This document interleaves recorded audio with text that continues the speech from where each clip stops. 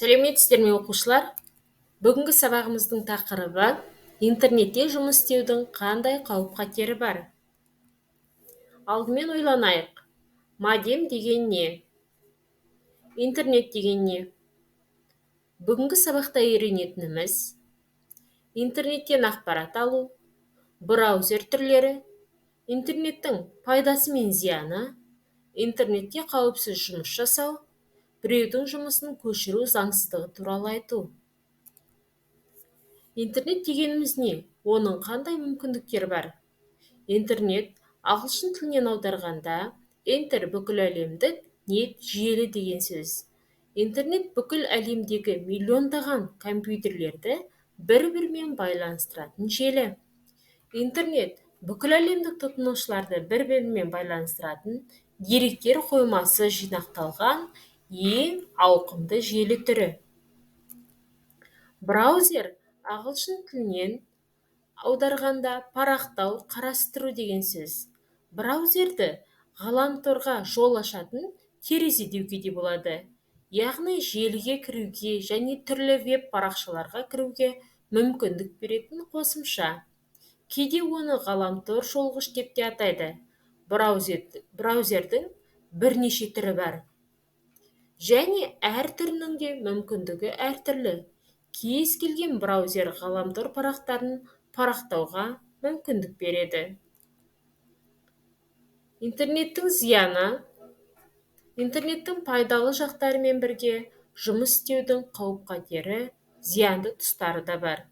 Бұл жағдайды есте ұстаған жөн. Есте сақтайық, интернет желісінде жұмыс жасаған кезде қауіпсіздікті естен шығарма. Интернеттен ақпаратты бейберекет жүктеу компьютерге зақым келтіруі мүмкін. Ақпарат жүктеген кезде абай бол. Плагиат деген не? Плагиат өзгенің туындысын рұқсатсыз иемденіп кету.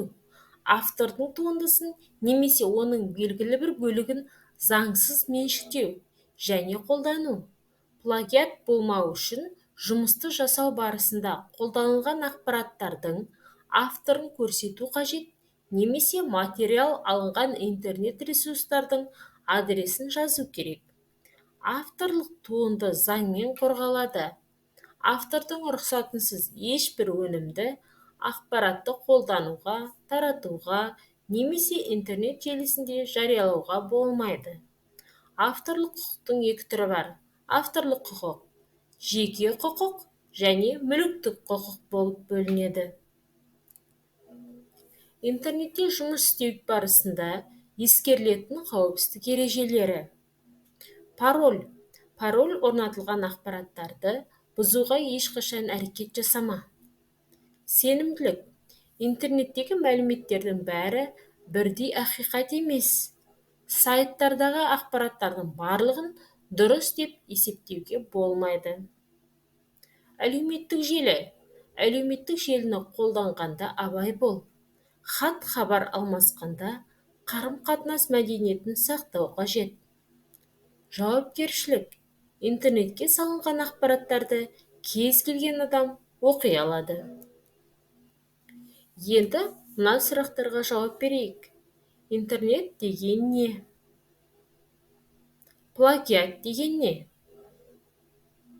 Браузер қандай қызмет атқарады? Қандай браузерлерді білесің? Авторлық құқықтың неше түрі бар? Интернетте жұмыс істеудің қандай қауіптері бар? Келесі тапсырманы компьютерде орындаймыз. Қажетті сөздерді тауып қой.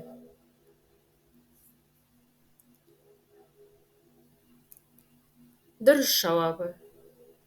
Интернет бүкіл әлемдік тұтынушыларды бір-бірімен байланыстыратын деректер қоймасы жинақталған ең ауқымды желі түрі. Интернет бүкіл әлемдегі миллиондаған компьютерлерді бір-бірімен байланыстыратын желі. Интернет желісінде жұмыс жасау үшін браузер қажет. Браузер атауларын тап. Суретте көрсетілген браузердің белгілерін атауларымен сәйкестендіреміз. дұрыс жауабы. Келесі жұмыста кестені дәптеріңе толтыр.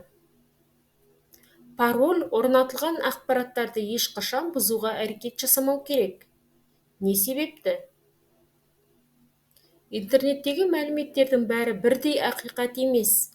Сайттардағы ақпараттардың барлығы дұрыс деп есептеуге болады. Неліктен? Әлеуметтік желіні пайдаланғанда қолданушылармен сыпайы қарым-қатынаста бол. Не үшін? Интернетте жарияланған әрбір ақпарат үшін жауапты екеніңді ұмытпа. Неге? Келесі жұмыс компьютерде орындаймыз. Практика. Тапсырма. Практикалық тапсырманы орындау алгоритмдері. Мәтіндік редакторды іске қос, браузерді аш. Браузер көмегімен интернетке кіріп, іздеу серверінің адресін жаз. Мысалы, 3w Яндекс.кз іздеу жолағына оттан, туған жер туралы өлеңдер деп жазып, іздеу батырмасын бас.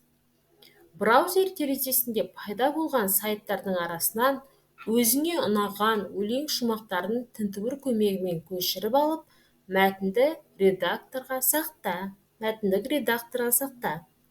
Дәл осы әдіспен суреттерді іздеу алаңына отан, туған жер туралы суреттер деп жазып, 3-ші тармақта тапсырманы қайталаймыз. Дайындалған мәтіндік құжаттың төменгі жағына ақпаратты көшіріп алған сайттың мекен-жайына сілтеме жаса. Сілтеме жасамай пайдаланылған ақпараттың плагиат екенін есіңнен шығарма. Осы жұмыстың үлгісі. Келесі үйге тапсырма. Балалар, осымен бүгінгі сабағымызды ауа райы арқылы қорытындылайық. Сабағымыз аяқталды. Сау болыңыздар.